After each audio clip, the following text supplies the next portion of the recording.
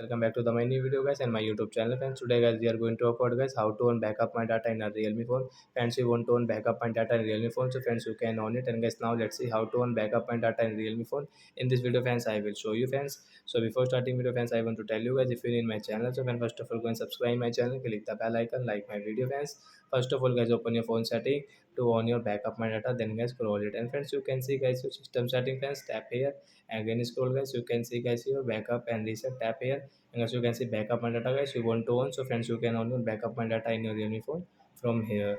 So as backup my data will on in your Realme phone like that. So I hope friends you have understood how to own backup my data in a Realme phone. So that's it guys, thanks for watching the video guys. Now we will meet our next video guys with new topic. Before going guys, please go and like the video, subscribe the channel, and friends you have it out related to guys your phone setting, Realme phone setting guys, you can ask me in comment section, I will check, I will help you. Bye bye friends, thanks for watching the video guys. Bye friends.